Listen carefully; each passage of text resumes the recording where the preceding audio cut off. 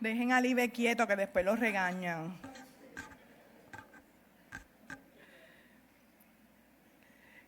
El líder sudafricano de la liberación del siglo XX nos ha enseñado que la educación es el arma más poderosa que puedes usar para cambiar el mundo. Y esto lo dijo Nelson Mandela.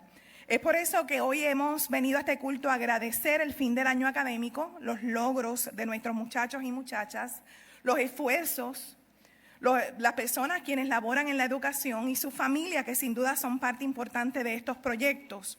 Hemos reconocido a los que se gradúan, que es un paso tan importante hacia la vida, hacia una nueva etapa educativa o laboral. En lo personal, celebro el primer año de bachillerato en arquitectura de mi sobrina Adianelis, quien estudia en la Católica de Ponce. Mi bebé gigante va para el segundo año de universidad y Titi está feliz con eso. Así que recientemente conversaba y le preguntaba a Dianelis qué fue lo más que le llamó la atención de este primer año de estudios en términos generales de la arquitectura, y me dijo dos cosas. Me llamó mucho la atención que las emociones juegan un papel fundamental y protagónico al momento de diseñar, tanto para quien diseña como para las personas que se está diseñando o la ciudad para quien se está diseñando. Es decir, que las emociones juegan un papel protagónico y se toman en cuenta en todo momento para los espacios. Y también me dijo mi sobrina que la arquitectura es una constante porque los diseños nunca terminan, aun cuando la construcción de lo que se planificó se haya completado, porque siempre hay espacio para la creatividad y el desarrollo. Esto sin duda me hace recordar que Dios es el arquitecto del mundo. No por mi conversación con Adianelis, sino porque así lo dice la Biblia en el libro de los Hebreos en más de una ocasión. Además de la Biblia hemos aprendido a ver a Dios como arquitecto del mundo desde el Génesis. Él es el creador y dueño de todo, como dice un himno. Por lo tanto, también hemos visto el papel de Dios, lo divino, construyendo constantemente a la humanidad, al ser humano, a ti, a mí, a cualquier ciudad también. Siempre tomando en consideración que el fundamento para esta construcción es Jesucristo. Y también a través del testimonio de las Escrituras hemos visto al Espíritu Santo como el constructor de nuestras vidas espirituales. ¿Estamos de acuerdo con eso? También me parece interesante añadir un poco más que el apóstol Pablo, por ejemplo, él se consideraba un arquitecto. Por lo tanto, si Dios es el arquitecto del mundo, es como si Dios compartiera lo que Él es y lo que Él hace con cada uno de nosotros. ¡Qué maravilloso! Y qué gran deber y responsabilidad nosotros tenemos de compartir con Dios el aspecto del diseño o de la construcción. En 1 Corintios 13, específicamente, el apóstol Pablo escribe lo siguiente: conforme a la gracia de Dios que me ha sido dada, yo como perito arquitecto puse el fundamento y otro edifica encima. Por lo tanto, el fundamento es Jesucristo y el apóstol Pablo nos está diciendo: yo comparto a Jesucristo, predico a Jesucristo, y sobre ese fundamento es que nosotros podemos edificar compartiendo con Dios la capacidad de ser arquitectos también. Precisamente Pablo, el apóstol, experimentó de primera mano la construcción de Dios en su vida, porque uno no puede dar lo que no tiene, uno no debe hablar lo que no sabe. Aunque en Puerto Rico todo el mundo habla de todo, todas las cosas, pero ese es tema para otro día. Para que el apóstol Pablo se considerara un arquitecto, un constructor, un ayudante de Dios en la construcción, en el diseño y la construcción, sin duda él tuvo que ser trabajado primero por Dios. Dios construyó en la vida del apóstol Pablo.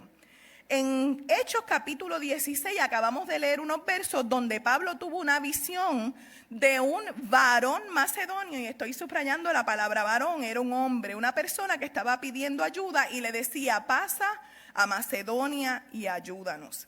Esto generó un cambio de planes en el apóstol Pablo en sus múltiples viajes misioneros, hasta que logró llegar a la ciudad de Filipos, donde se encuentra la provincia de Macedonia.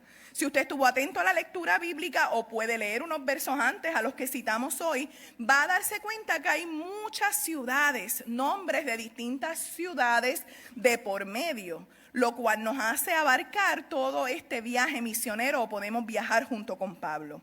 Atravesaron la región de Frigia y de Galacia, porque les fue prohibido por el Espíritu Santo hablar la palabra en Asia.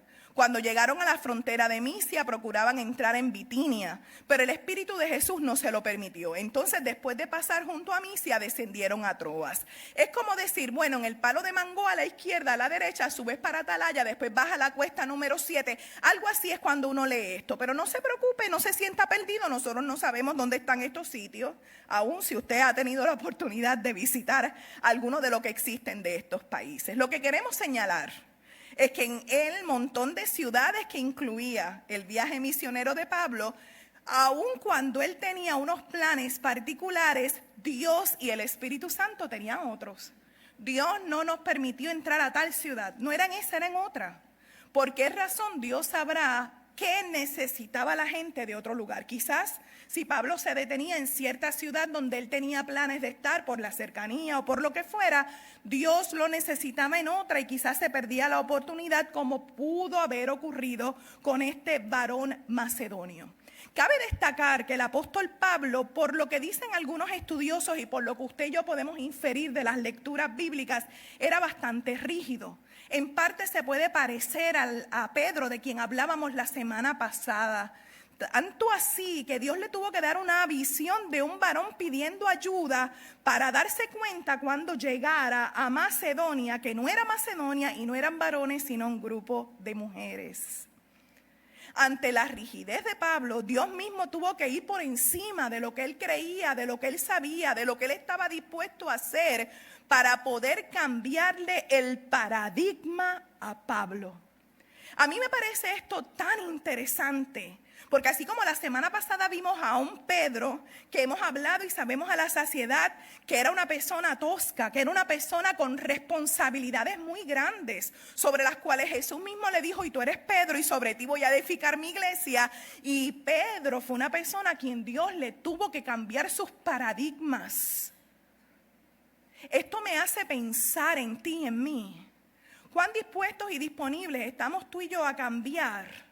Y a veces somos tan rígidos que tiene que el Señor construir o deconstruir. Porque si fuera por nosotros mismos, nosotros no lo haríamos. ¿Tú estás de acuerdo conmigo? A mí me ha pasado tantas y tantas y tantas veces que ya le perdí la cuenta. Yo siempre les digo a ustedes que cuando yo decido pelear con Dios, al fin de cuentas, ¿quién gana? Dios sabe, Dios ve y Dios puede lo que usted y yo ni sabemos, ni vemos, ni podemos. Si Dios no le da a Pablo una visión de un varón en Macedonia, posiblemente, dicen algunos biblistas, él no hubiese ido. Porque en su tiempo solamente el evangelio se podía compartir con los hombres. No había manera de que Pablo pudiera abrirse a la oportunidad de que la mayoría de la población, o por lo menos en este tiempo, y aquellas que fueron testigos de la resurrección fueran incluidas en la iglesia. Todavía Dios sabía lo que le hacía falta entender a la iglesia. Fíjese, hermano y hermana, cómo Pablo, pasando por tantas ciudades, teniendo diversidad en su ministerio, todavía le hacía falta entender los planes de Dios desde una perspectiva muy diversa a la cual él, como buen judío, había aprendido. Con esto queremos afirmar algo que tú y yo sabemos, y lo vamos a afirmar hoy una vez más. En todas las ciudades hace falta Dios. En todas las ciudades Dios debe estar presente. En todas las ciudades hay la necesidad urgente de Dios. Y en Aguada y en Puerto Rico hace falta Dios también. Todo lo que estamos hablando hasta ahora aplica a nuestros días. Por ejemplo, las ciudades, cuando quieren ser reconstruidas y verse diferente, en lugar quizás de tener como prioridad a Dios, quizás pueden tener proyectos como La Brea, digamos, preparando las carreteras en Puerto Rico para las motoras. Por ejemplo, ¿qué usted halla? Muchos de nuestros gobernantes, no sé fuera de Puerto Rico, pero en Puerto Rico usted y yo sabemos que tratan de hacer construcciones y edificaciones de modo que los demás vean y se aseguren la campaña política de los próximos años. ¿Cierto o no? No estoy diciendo nada ofensivo. Además de que alguien nos ha educado que el avance y el desarrollo ocurre cada vez que edificamos algo, aun cuando eso incluya dañar la naturaleza. Lo importante son los votos y ganar la contienda electoral. Pero tú y yo sabemos, hermanos y hermanas, que las ciudades necesitan mucho más. Todas las ciudades necesitan que su fundamento sea Dios. Todas las ciudades necesitan que Jesucristo sea la piedra angular, como dice la misma Biblia. Todas las ciudades necesitan que el Espíritu Santo nos construya, nos reconstruya, rompa lo que está y lo haga de nuevo si es necesario. Y es tan importante y tan interesante ese obrar de Dios que ese sí lo deberíamos ver con nuestros propios ojos a nuestro alrededor. Las construcciones que deben haber a nuestro alrededor son mucho más que cemento o ladrillo o gravilla. Deberían ser la construcción del Espíritu Santo y del Dios Trino y Uno, obrando en cada ser humano, en cada familia, en cada gobierno, en cada iglesia, en cada país, en cada espacio, en cada rincón, incluyendo Aguada y Puerto Rico. Los pueblos, los países, las ciudades necesitamos a Dios. Y Pablo lo sabía, pero él primero tenía que ser reconstruido para poder efectivamente trabajar lo que Dios le había dado. Quiere decir que si Dios constantemente nos está trabajando a nosotros, construyendo, deconstruyendo y volviendo a levantar una construcción en nuestras vidas, es porque Él sabe lo que necesitamos y lo que estamos llamados a dar y hacer. No podemos ayudar a reconstruir a Puerto Rico si nosotros no estuviéramos reconstruidos a la manera de Jesucristo. No a la manera nuestra, porque el apóstol Pablo, en términos de su rigidez y de su aprendizaje que había tenido, de la religiosidad en la cual había sido criado, no tenía espacio para aprender algo nuevo y diferente. Sin embargo, en sus viajes misioneros quedó altamente demostrado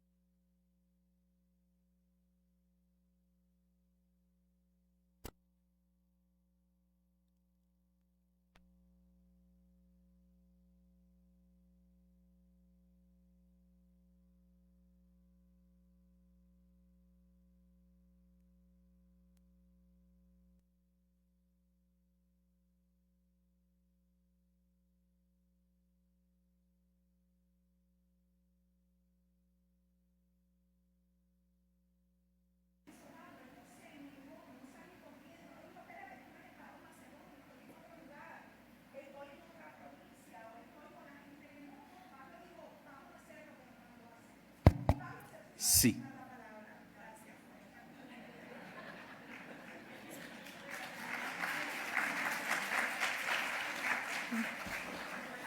Gracias, Jorge y Héctor y los demás. El misterio es este.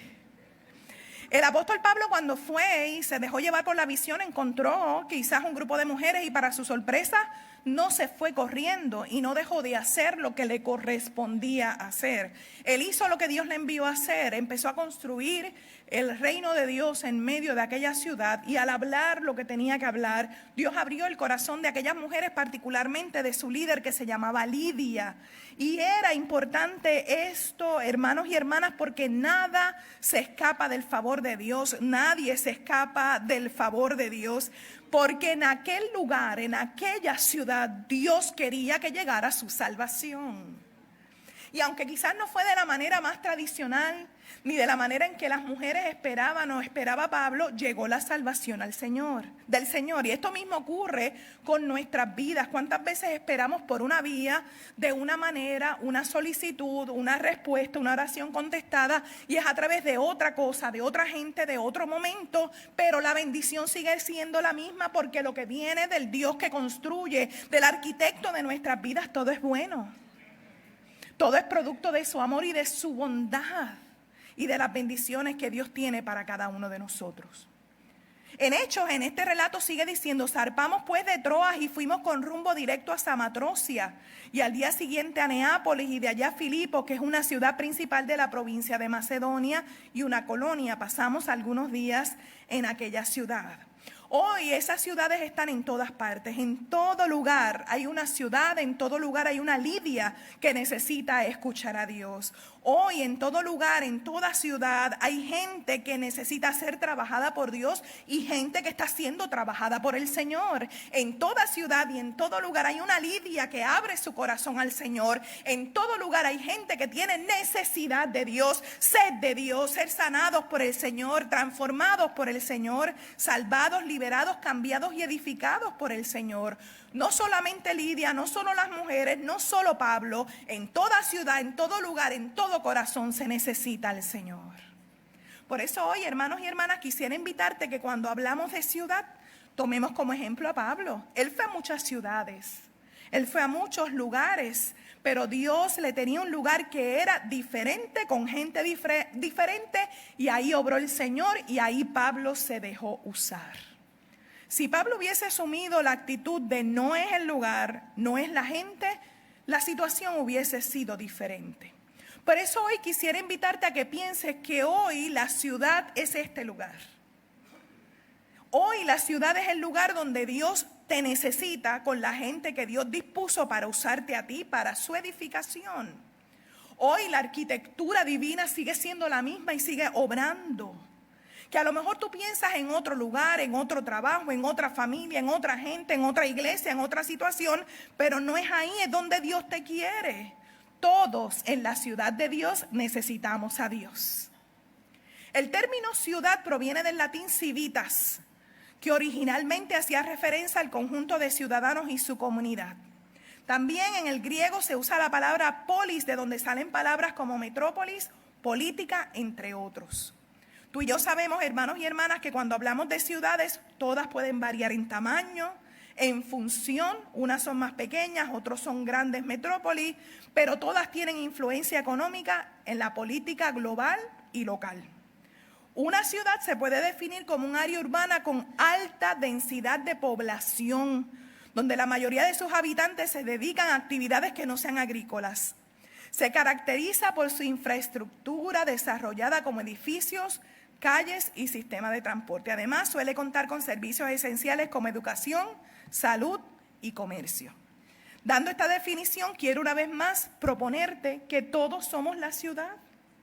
Porque donde tú estás hay una ciudad, hay dos o más, hay comunidad, hay familia, hay gente. Tú vives en una comunidad, te relacionas con la gente con quien trabajas, te relacionas con la gente de la iglesia. ¿Por qué no llamarnos una ciudad? Además de que vivimos en un gran pueblo que es como una ciudad, es tan grande que es una ciudad. Con deberes, con responsabilidades, con la necesidad de Dios, con la necesidad de que pasen grandes cosas en el nombre de Dios. Con Pablo dándonos palabras en medio de lo que vivimos y con Dios obrando constantemente. Nosotros somos la ciudad de Dios. Donde nos movemos hay ciudad de Dios. Lo que tú haces, lo haces a favor de la ciudad de Dios. Por eso Pablo, hoy lo leíamos, junto con Juan en el culto, el vidente de Patmos, porque Juan, en medio de la catástrofe de la ciudad que estaba viviendo en la actualidad, supo ver una gran ciudad. Juan, el de Patmos, igual que Pablo, tuvieron visiones. Mientras Pablo vio gente que necesitaba a Dios, Juan desde Patmos, Dios le permitió ver una nueva ciudad. Las características de la nueva ciudad, tú y yo la leímos en la seguridad del perdón, durante el culto, en la confesión de pecados, a través de unos versos de Apocalipsis. Juan logró ver que la ciudad nueva no necesitaba un templo porque Dios es su templo, no necesitaba luz porque Dios la alumbraba, no iba a haber noche porque Dios iba a ser su lumbrera, su sol, su luna. Las puertas iban a estar abiertas siempre, todas las naciones le honrarían y le darían sus riquezas. Nada impuro, detestable ni falso iba a ser parte de esa ciudad. Iba a haber un río limpio con árbol, con hojas para la sanidad de las naciones, donde todo el mundo iba a ver el rostro de Dios, donde toda persona iba a tener el nombre de Dios en sus frentes y Dios iba a reinar. Si usted y yo contrastamos y comparamos esa ciudad que Juan vio con lo que estamos viviendo hoy, tú y yo sabemos triste y lastimosamente que hay muchas iglesias y templos porque a veces parece que hace tanta falta a Dios. En la ciudad donde vivimos hay oscuridad. A veces estamos cerrados y encerrados. Las riquezas son para sí. Hay impureza. Hay situaciones y personas detestables. Hay falsedad y hay suciedad. Sin embargo, Dios le permitió a Juan ver un Génesis, un lugar donde Dios otra vez iba a crear como hizo en aquel inicio de la humanidad, en aquel principio, con el fin de que la gente se vuelva a Dios. Juan pudo ver la nueva ciudad. Lo que Apocalipsis nos está diciendo hoy, hermanos y hermanas, es que aún en medio del tiempo difícil que estamos viviendo, como Juan lo estaba viviendo, nosotros podemos vivir en la esperanza de que Dios va a obrar algo mejor. Pero hablar del futuro sin esperanza no hace nada si nosotros no trabajamos para que eso se cumpla hoy. Por eso yo siempre prefiero, en vez de hablar del mañana o del apocalipsis de mañana, cómo logramos trabajar de tal manera que lo que Juan vio se cumpla hoy, en el aguada del domingo 25 de mayo del año 2025. ¿Cómo hacemos para que Dios nos use como arquitecto del universo, para edificar su ciudad y edificar la nueva ciudad en medio de lo que estamos viviendo hoy? Todo lo que Juan pudo ver, lo que Dios prometió hacer, lo necesitamos en nuestros muchachos, en los que se gradúan, en nuestros hijos y nietos, en los proyectos que tenemos en la iglesia de este tiempo. Lo necesitamos hoy, yo lo necesito, tú y yo lo necesitamos. Yo no quiero esperar a vivir en la nueva Jerusalén y en los cielos cuando yo necesito que Dios obre hoy. Mientras haya gente gritando, pasa a Macedonia y ayúdanos, yo quiero ver la nueva Jerusalén hoy. Mientras yo sea la que grito, pasa a mi Macedonia y ayúdame, yo quiero ver las promesas de Dios cumplirse hoy. Yo quiero ver que Dios es nuestro templo, que Dios es mi luz, que no habrá noche, que no hay que vivir encerrados, que podemos tener las puertas abiertas siempre, que las riquezas son para el Señor, que todas las naciones honrarán a Dios, que no habrá nada impuro, ni detestable, ni falso, y que habrá un río limpio de agua de vida para la sanidad de las naciones, para cuando le roguemos al Señor, sana nuestra tierra, el Señor nos escuche y nos responda. Como hicimos hace un momento, ¿cuántos creen que el Señor nos escuchó y nos responde?